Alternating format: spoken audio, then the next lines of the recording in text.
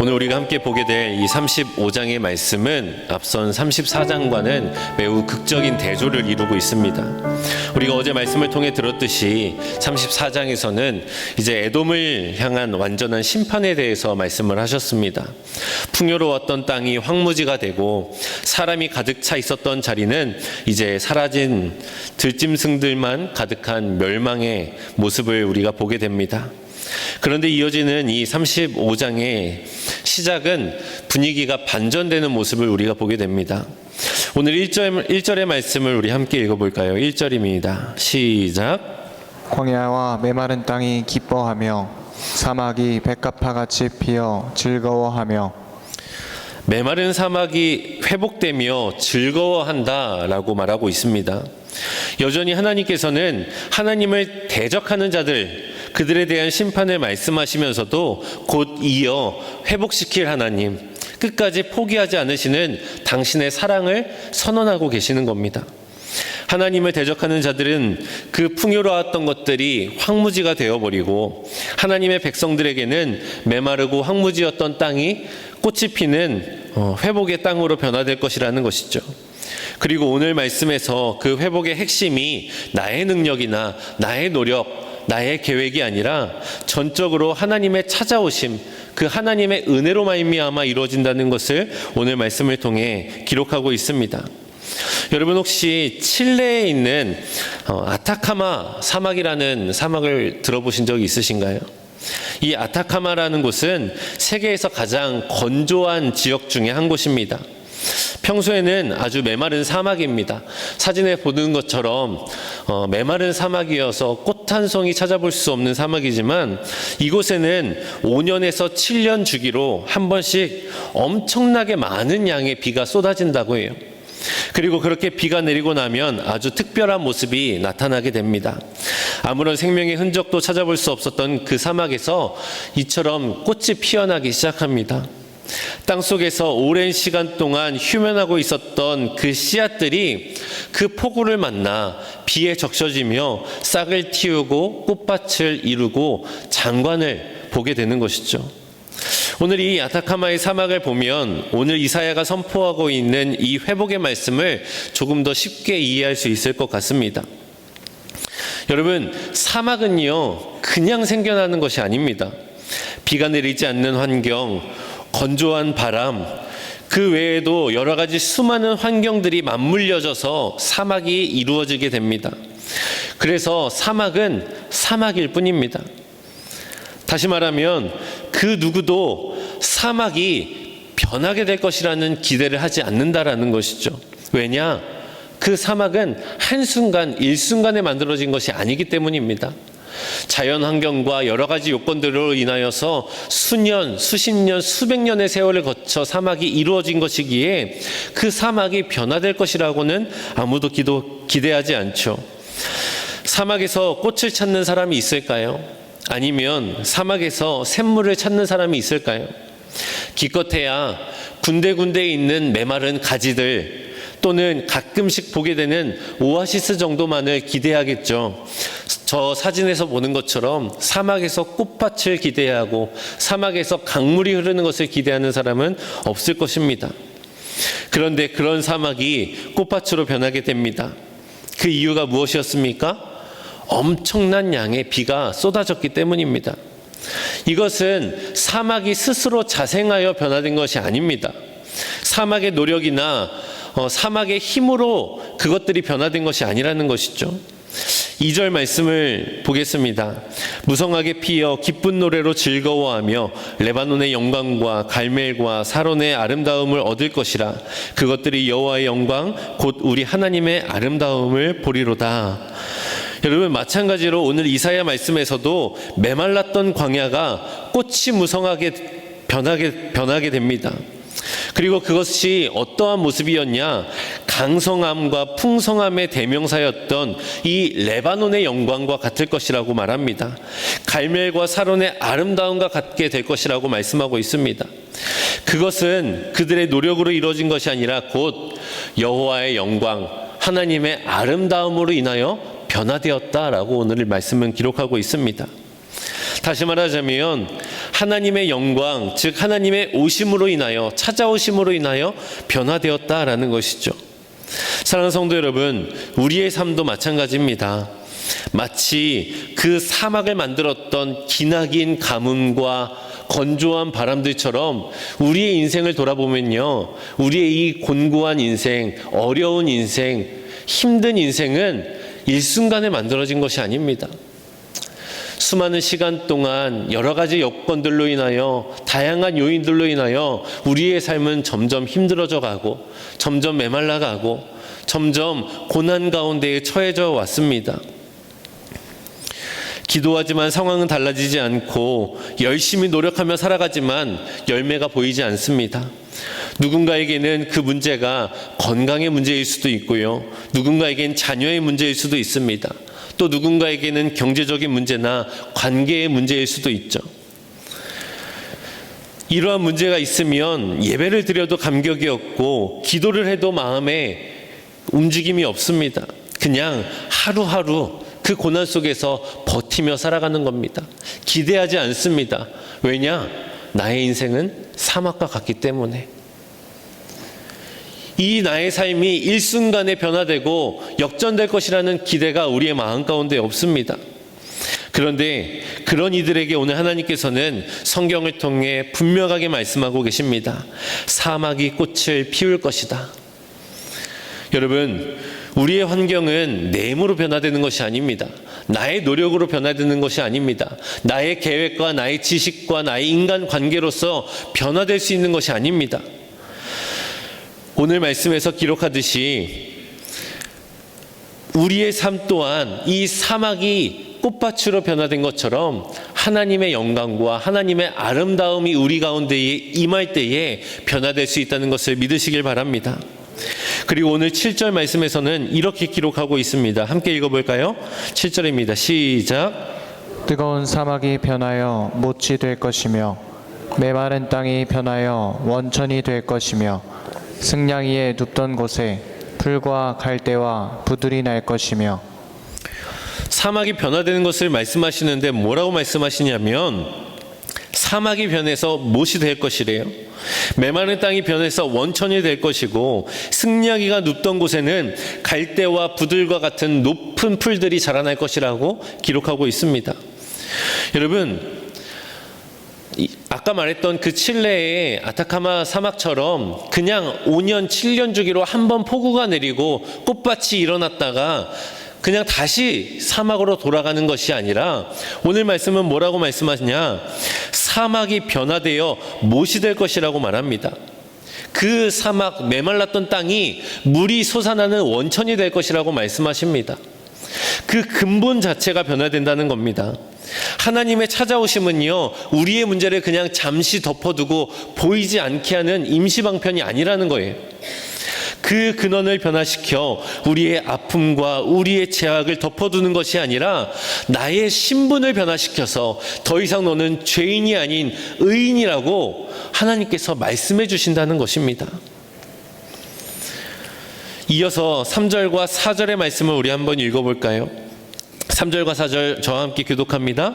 너희는 약한 손을 강하게 하며 떨리는 무릎을 굳게 하며 겁내는 자들에게 이르기를 굳세어라 두려워하지 말라. 보라, 너희 하나님이 오사 보복하시며 갚아주실 것이라. 하나님이 오사 너희를 구하시리라 하라. 아멘. 여러분, 하나님께서 우리에게 찾아오실 때에 우리의 삶이 근본적으로 변화되게 될 것인데 어떠한 변화가 일어나느냐? 4절 말씀에서 보는 것처럼 너희 하나님이 오사 보복하시며 갚아주실 것이라. 하나님이 오사 너희를 구하시리라 라고 말씀합니다. 우리 어제의 말씀을 통해서 본 것처럼 하나님의 정의가 우리의 삶으로 들어오게 되는 것입니다. 내가 생각했던 나의 변화, 내가 기대했던 변화가 아니라 하나님의 정의, 하나님의 일하심, 하나님의 역사가 우리의 삶 가운데 임하시게 되면요, 하나님이 보복하시며 갚아주실 것이며 하나님이 우리를 그 고난 가운데서 구하실 것이다 라고 말씀하는 것입니다. 여러분, 우리는 여전히 우리의 인생의 작은 문제들 하나를 놓고 분투하며 이것을 어떻게 하면 해결할 수 있을까 고민하며 살아갑니다. 하지만 하나님께서는 오늘 우리에게 분명하게 말씀하시기를, 내가 너희에게로 가면, 내가 너희의 삶으로 들어가면 네가 고민하고 네가 걱정하는 그 모든 것들, 그것들이 해결되는 것이 아니라 근본적으로 변화되게 될 것이다. 무엇으로 인하여? 나의 정의로 말미암아. 이렇게 선포하고 있는 것입니다. 더 나아가서 우리가 읽었던 이 3절의 말씀처럼 우리에게 하나님은 말씀하시기를, 약한 손을 강하게 하며 떨리는 무릎을 굳게 하며 겁내는 자들에게도 말하라고 말씀하고 계십니다. 즉, 이 변화가, 하나님의 찾아오심이 그냥 우리의 개인의 문제가 아니라 더 나아가 우리 공동체에까지 확대되어야 된다고 하나님은 말씀하고 있는 것입니다.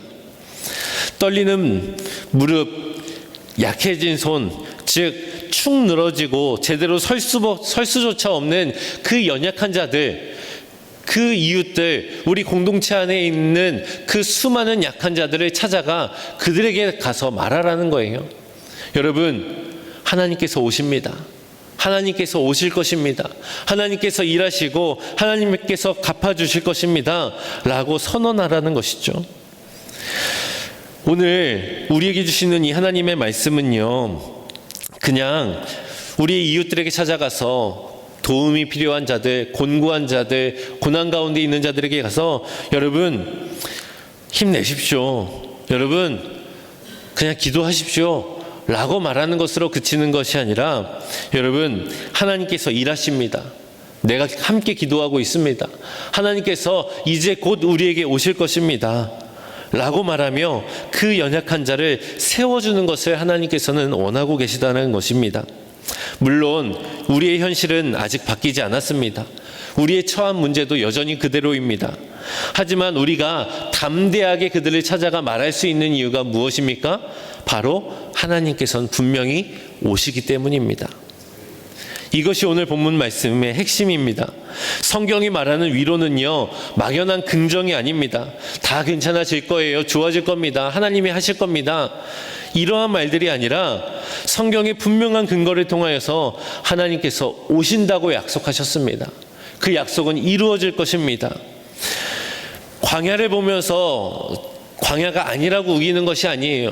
우리의 삶 여전히 어렵습니다. 여전히 고통 가운데 있습니다. 하지만 믿음은 그 광야를 향하여 광야가 아니라고 부정하는 것이 아니라 그 광야보다 더 크신 하나님, 그 광야를 충분히 덮고도 샘물로 차오르게 하실 그 하나님을 바라볼 수 있게 하는 것이 바로 하나님의 복음임을 기억하시길 바랍니다. 그러한 하나님께서 우리의 삶에 찾아오실 때 어떠한 일들이 일어나는가? 5절과 6절의 말씀입니다. 5절과 6절의 말씀 함께 있습니다. 한 절씩 교독하겠습니다. 그때에 맹인의 눈이 밝을 것이며 못 듣는 사람의 귀가 열릴 것이며, 그때 저는 자는 사슴같이 뛸 것이며 말 못한 자의 혀는 노래하리니, 이는 광야에서 물이 솟겠고 사막에서 시내가 흐를 것임이라. 하나님이 오실 때 어떠한 일들이 일어난다고 기록하나요? 보지 못하던 사람이 보게 되고, 듣지 못한 사람들이 듣게 됩니다. 걷지 못하던 사람들이 뛰게 되고, 말하지 못하던 사람들이 노래하게 됩니다. 하나님께서 시작하신 그 회복이 반드시 완성될 것인데, 그때에 어떠한 일들이 일어나는가? 우리의 이성으로, 우리의 생각으로 상상하지 못했던 일들이 일어난다는 것입니다. 맹인과 듣지 못하던 사람과 저는 자들과 말하지 못하는 사람들, 감히 회복될 것이라고 상상하지 못했던 그 회복이 하나님의 오심으로 인하여 이루어지게 된다는 것이죠. 여러분, 이것은 그냥 메말랐던 땅을 잠시 적시는 것으로 이루어질 수 있는 일들이 아닙니다. 이어서 말씀하셨던 것처럼 시내가 흐르게 되는 완전한 회복, 그 근원이 바뀌게 되는 변화가 우리의 삶에 이루어지게 된다는 것을 믿으시길 바랍니다. 그렇기에 그것을 믿는 우리는 담대히 그 믿음을 우리도 갖고 또 우리의 공동체를 세우는 일에 그 믿음을 사용해야 될 것입니다. 그렇기에 오늘 우리는 하나님 앞에 나아갈 때 이렇게 기도해야 됩니다. 주님, 나의 힘으로는 안 됩니다. 주님, 내 인생 이 메마른 사막은요 하루아침에 이루어진 것이 아닙니다. 주님, 나의 힘으로 아무리 물을 갖다 길러다 붓는다 할지라도 그때뿐입니다.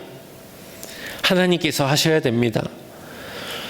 이 메마른 땅에 비가 내리자 그 눈에 보이지 않았던 그 씨앗들이 발아되었던 것처럼 주님, 여전히 나의 삶은 메마른 사막이지만 그 깊은 곳에 주님을 향한 소망, 주님을 향한 그 열망, 나는 여전히 간직하고 있습니다.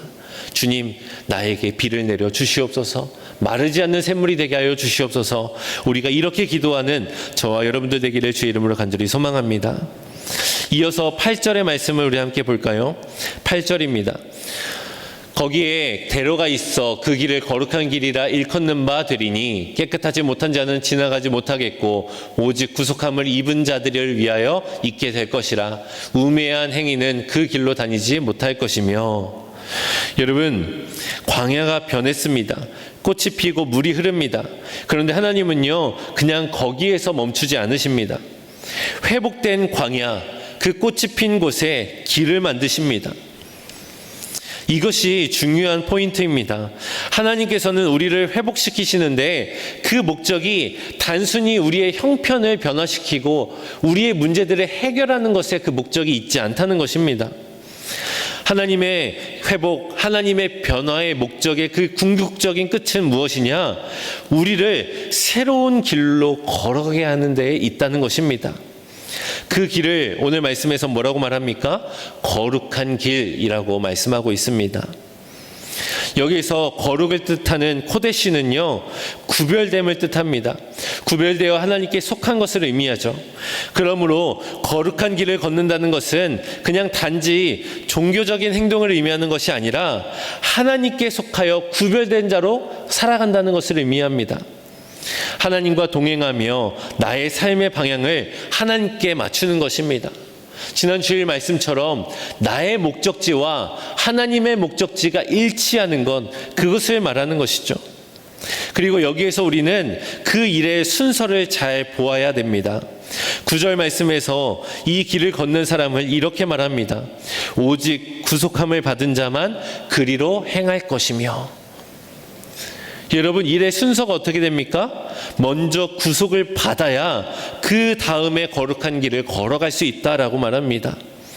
우리가 거룩하게 살아서 구별되게 살아서 구원을 받는 것이 아닙니다. 하나님의 전적인 은혜로서 우리는 구원을 받았고 그 구원받은 사람답게 거룩한 길로 걸어갈 수 있다라는 것입니다. 거룩은요, 구원을 얻기 위해 지불하는 값이 아닙니다. 구원받는 사람에게 나타나는 삶의 방향인 것입니다. 그러므로 나는 은혜로 구원받았으니 이제 어떻게 살아도 상관이 없다라고 말할 수 있는 것이 아닙니다. 구원받은 자의 삶은요 그냥 살아갈 수 있는 인생이 아닙니다. 구원받고 하나님의 은혜 받은 사람의 삶은요 거룩하게 구별된 삶입니다. 그렇기에 우리의 거룩한 길을 걸어가는 것, 그것은 과연 어떤 것일까요? 우리의 생활에, 우리의 삶의 그 거룩이, 그 구별됨이 나타나야 되지 않겠습니까? 아무도 보지 않는 곳에서 반복되는 죄를 끊어내는 것, 내가 잘못한 것이 있다면 변명하지 않고 사과하는 것, 때로는 손해를 볼지라도 불의보다는 정직을 택하는 것, 다른 사람을 험담하고 깎아내리는 일이 아니라 다른 사람을 말로 세우고 살리는 일에 동참하는 것, 나의 돈과 나의 재정을 나를 위하여 쓰는 것이 아니라 하나님이 원하시는 일에, 하나님이 사용하고자 하시는 일에 사용하는 것, 그것이 바로 구별된 사람의 삶의 모습일 것입니다. 구별된 삶의 모습은 단 하나로서 정의할 수 있습니다. 그것이 무엇입니까? 과연 그 일을 하나님께서 기뻐하시는가? 이게 구원받은 사람의 삶의 기준입니다. 예수님께서 요한복음의 말씀을 통해서 말씀하십니다. 요한복음 14장 6절의 말씀입니다. 우리 함께 있습니다. 시작. 내가 곧 길이요 진리요 생명이니 나로 말미암지 않고는 아버지께로 올 자가 없느니라. 우리의 힘으로 이 길에 들어온 것이 아닙니다. 예수님께서 십자가로 말미암아 우리의 모든 죄값을 지불하셨기에 우리는 이 길 위에 설 수 있게 되었습니다. 그래서 이제 우리의 고백은 이렇게 고백되어야 될 것입니다. 주님께서 나를 구속하셨습니다. 주님께서 나를 구원하셨습니다. 보잘것없고 자격 없는 나이지만 오직 하나님의 은혜로 내가 이 길 위에 섰습니다. 주님, 내가 주님과 동행하는 자가 되게 하여 주시옵소서. 그리고 우리는 그 길 가운데에 그냥 살아가는 것, 그냥 그 길을 걸어가는 것이 아니라 날마다 감사로 살아가야 될 줄로 믿습니다. 오늘 9절의 말씀을 보면 하나님께서 이 길 위에 서는 자들에게 어떠한 모습으로 일하시는가? 거기에는 사자가 없고 사나운 짐승이 그리로 올라가지 아니하므로 그것들을 만나지 못하겠다라고 말씀합니다. 여러분, 이 말씀은요, 말씀대로 믿는 사람에겐 이제 아무런 어려움도 없을 것이라는 말씀이 아닙니다. 믿음으로 살아도 여전히 고난은 있습니다. 어려움들은 있습니다. 하지만 그 고난 가운데서도 하나님이 나와 함께 하시고 하나님께서 우리를 붙드신다는 것에 있습니다. 하나님께서 짐승들을 올라가지 아니하게 도와주신다고 말씀합니다.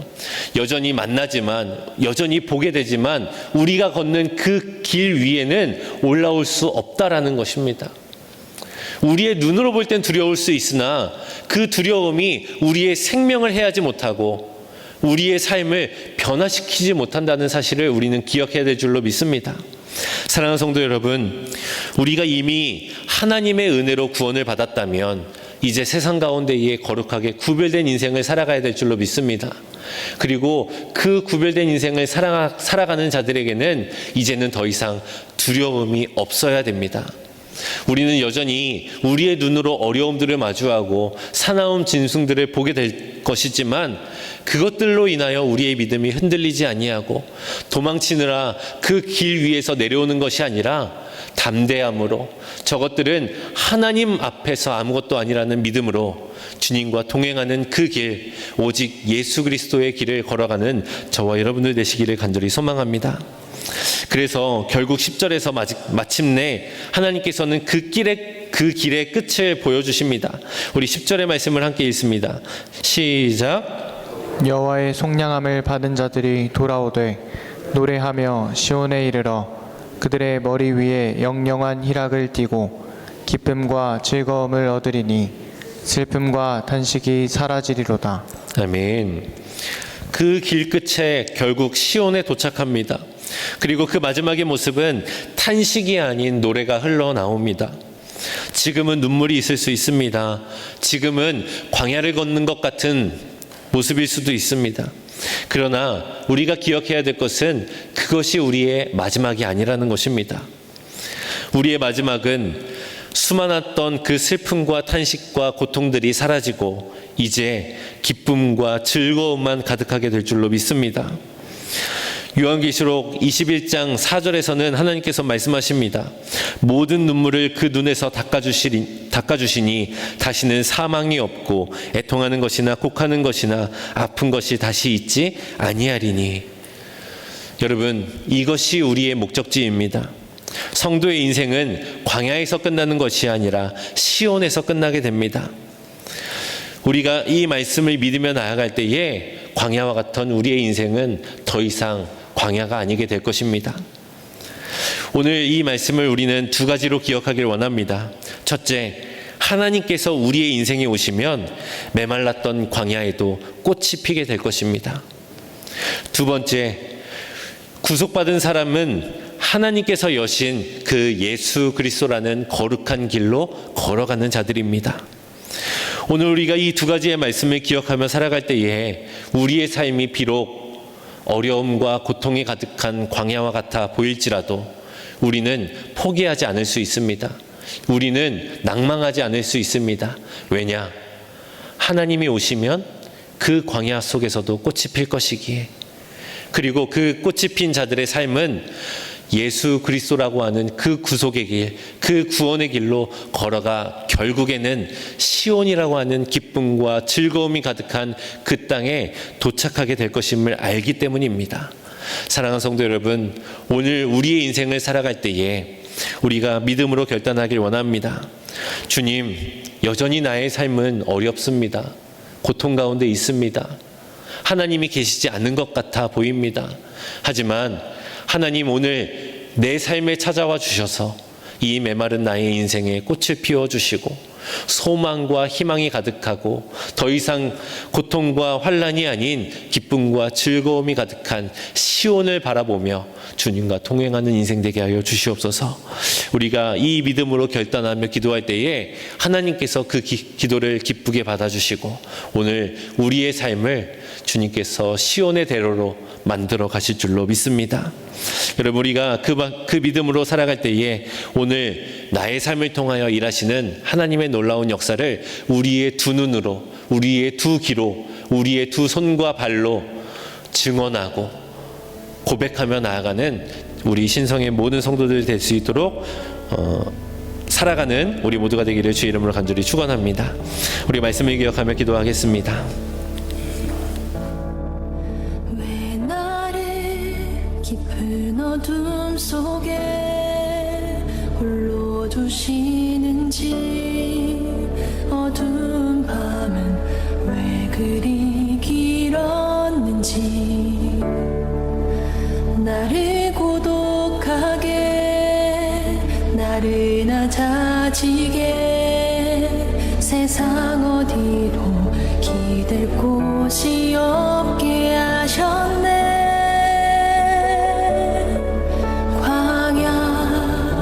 광야에 서 있네. 주님만 내 도움이 되시고, 주님만 내 빛이 되시는, 주님만 내 친구 되시는 광야. 주님 손 놓고는 단 하루도 살 수 없는 곳,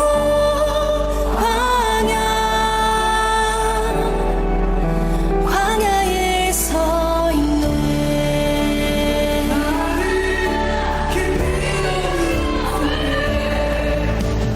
나를 깊은 어둠 속에 홀로 두시는지, 어두운 밤은 왜 그리 길었는지, 나를 고독하게, 나를 낮아지게, 세상 어디도 기댈 곳이 없게 하셨네.